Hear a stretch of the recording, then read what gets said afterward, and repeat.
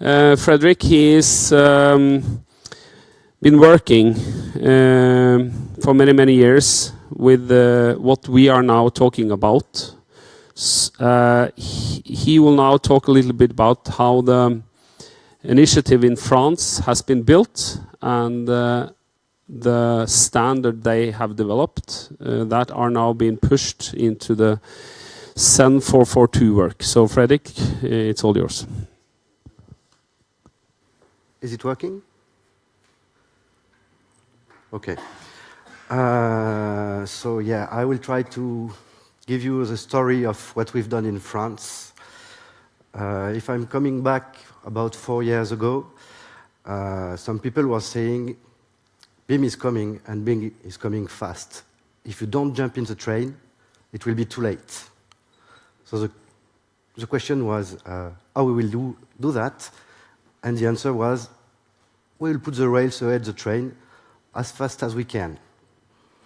And the French response was, no thanks. So what we've done is, in 2014, we made the first French BIM standard, which is called XPP 07150. It's about the product description and product processes. 1 month later was created what we called PTNB in France. It's the equivalent of the BIM task force we've heard about. It's a French digital plan for building. It was about 20 million for the plan. 2 months ago, they had a bidding process about creating and operating a dictionary according to the standard. And last month, Media Construct, with each the Building Smart French chapter, won the bidding process. So what about our French standard? In 2012, some manufacturers from AIMCC, which is the French Association of Manufacturers, they went to AFNOR. I don't know if you know AFNOR, it's a French organization for standardization, saying, we have a problem. Today, for a manufacturer, we have to exchange data for logistics and trading. And this data, we have many, many properties to exchange it, but we also have to exchange data for example, maintenance. This is the same properties, but described another way. So we give the information a second time, same information, a different way. And we have to exchange data for technical purpose. Again, same properties, described differently, and then a third time to give the information a different way. So what we need is a common description of products, a way to find how to exchange the same properties once. So we made a standard committee, which is called PPBIM, standing for Product Properties for BIM. It's an easiest way to say XPP07, blah, blah, blah, blah. So now I will say PPBIM, it's easier. What is interesting is it was created in December 2012. The chairman was Laurent Hortas from Saint-Gobain, and is the BIM responsibility in AIMCC. I like this slide because I'm one of the 8 experts who wrote the standard. So I like to say we worked a lot. We worked for 2 years with 18 committee meetings and 15 editorial group meetings. In the committee meetings, we had a lot of people. We had manufacturers, we had big contractors, we had architects, we had cost estimating peoples. About all the stakeholders were involved in this standard. And that's the reason I think it's really interesting, because we had all these people in one room discussing about how to describe a product, how to describe a property, and how to exchange it. So what is the standard, XPP 07150, etc., etc.? It's not a library, and it doesn't want to be. It's not a dictionary, and it doesn't want to be a dictionary, and it's not a classification. The standard is about a methodology of properties definitions and properties management for product and system. And that's no more than that. We didn't want to create a dictionary, a classification, or something like that. We are just talking about a methodology. And it's really important to understand what we want to do. We have three parts in the standard. The first one is how to define a property, a unique way. We needed to find a way to describe it, a way that someone who is looking at this property knows exactly what we are talking about. And then if we want to add a new property in a dictionary, he can check if this one is existing already or not. So we have described a set of attributes which are mandatory or not. A unique idea. We need it to exchange a property. We need this unique idea. We had name and definitions in native language and also in international English and many, many different languages. We need to have some links to what we call in our standard group of properties. Some people will say product data templates. We are talking about the same things. Some tracking attributes. Where is the property used? Some classic attributes like type, cardinality, format, etc. And what is really important is traceability. A property can have a status, a creation date, if it is active or not. If it's not, when does it have been deactivated? Which property is replacing a property? By which one a property is replaced? In our standard, a property in a dictionary can never be deleted. It is just be replaced or deactivated. So we can keep the traceability of the properties. The second part of the standard, Lars already shown you this picture, is a strong process management. We have tried to describe all the processes to manage how to add a property in a dictionary, how to edit a property in a dictionary, and how to replace a property in a dictionary. Just an example, if you want to add a property in a dictionary according to standard, you have to connect on a website, let's say BSDD because it's the one we will use. Ask for an adding of property, then you will have to describe it. Send the request, you have a response back saying, it seems to be a duplicate with this one or not. If it's a duplicate, you have to change your request. If it's not, your request is sent it to an expert, to be more precise, to a panel of different experts who will check if your property can be added in the dictionary or not.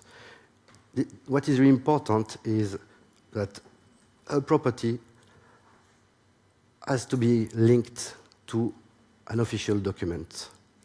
If you want a property to be added and to be relevant, it has to be attached to a standard, a regulation, a professional document or something like that. If it's not, you cannot add a property in a dictionary according to our standard. And the third thing is the properties management. We had the description, we had the processes, but we need a governance. Who will decide if a property is relevant or not? So we need a steering committee, and we need experts. Then we have the property. You are requesting to add a property or a product data template. And when you ask for editing or adding these kind of things, some experts will automatically check what you ask for, and they will say, okay, this property is okay or not. And if it's not, they will send a response back to you saying what is wrong in your property and what you have to change for your property to be added in a dictionary according to the standard. What we have described is that experts need to be from standards, regulations, manufacturers, because nobody knows more how to describe his products than a manufacturer. It has to be also professionals, because a contractor really knows what property he needs.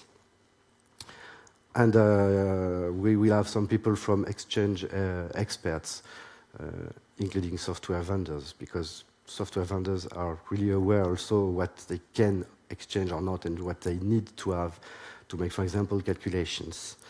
The easiest part of this way, I think, will be at first for CPR properties, because there will be no discussion from experts. If you got a property from the construct product regulation, it will be in the dictionary. It is relevant because you've got a standard behind.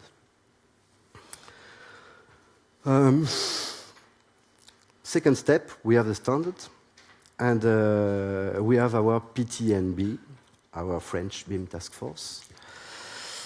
And in their plan, since the beginning, they had thought about trials based on the standard. They want to improve what we made in our standard, to create a dictionary and to manage the dictionary. So they are asking for creating a dictionary of properties of, at first, 2,000 properties at least. If we do more, it will be better. We will also have to create a database of generic objects. It will be about 300 objects. And they send, as I told you, a bidding process in April. And Building Smart French chapter won the bidding process 1 month ago. It will be a project about 3 years.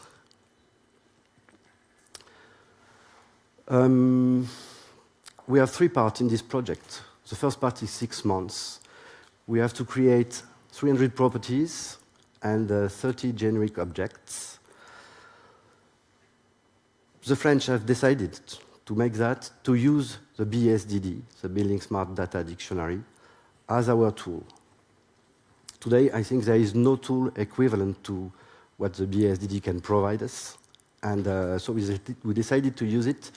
And we will use what is called a context into BSDD. So it will be a part of BSDD, private at first and then public when everything will be released. This context will be called PPBIM. And we will try to experiment of the BSDD functionalities we can find it to check if it's compliant with our standard or not.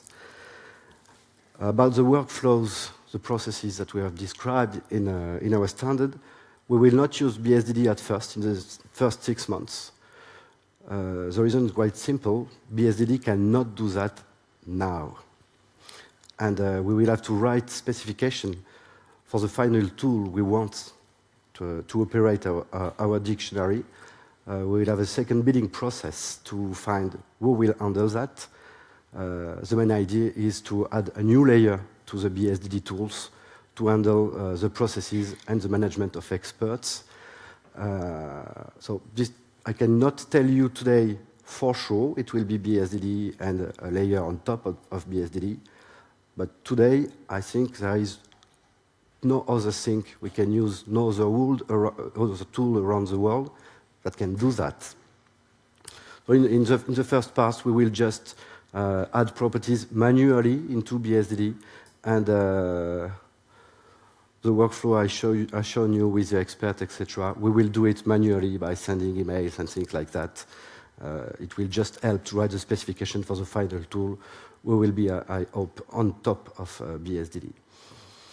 On this first part of the PPB project, we will have 10 working groups on trade, logistic, thermal, acoustic, IFC, classification, etc. And 10 working groups more on sectorial context, like envelope, electricity, plumbing, things like that. We'll have 5 working groups on generic objects. It's kind of the tough part of the project because we are still discussing in France, and I don't know if it's the same around the world, but we are still discussing about what is exactly a generic object. Are we talking about geometry? Are we just talking about data? We are not sure yet. So, still ongoing. And we plan to have about 30 meetings to describe our properties and add the properties into BSDD. What we will check for 6 months into BSDD, we will check if the way we describe a property with different attributes, mandatory or not, in the standard, 2 minutes, is working fine with BSDD. We will check the browsing capability about the BSDD. We will check the content management tool, if it's easy or not to add relationship, etc. The good news is that is the plan for the project, but in real life today, Katanda has already made a proof of concept of that. So we already know it is working, and we will use with confidence the BSDD tools.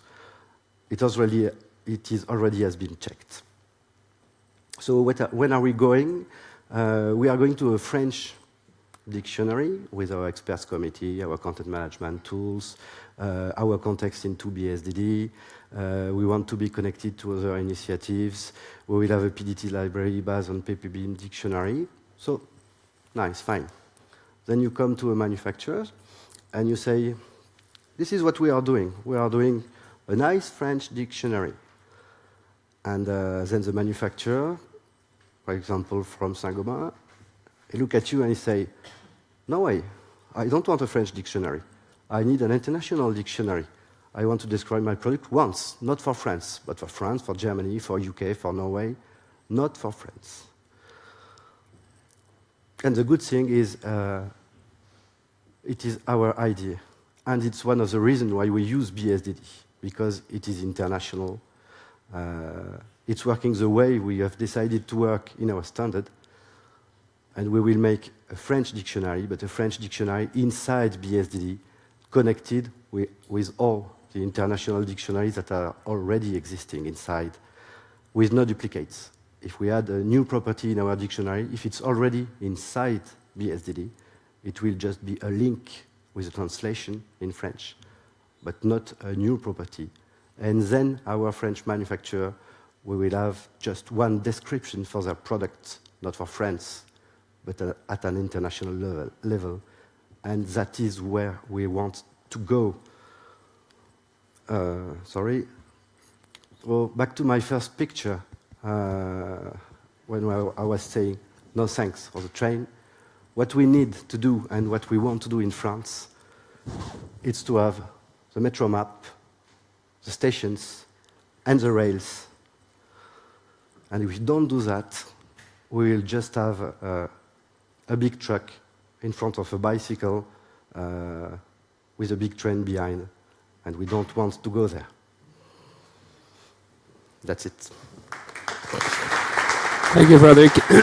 just some comments on this. I think what they're doing in France is that they actually have managed to get an agreement in the industry. So in each European country, do they have an agreement on how to work? How does the tube map looks? So this agreement again is very important.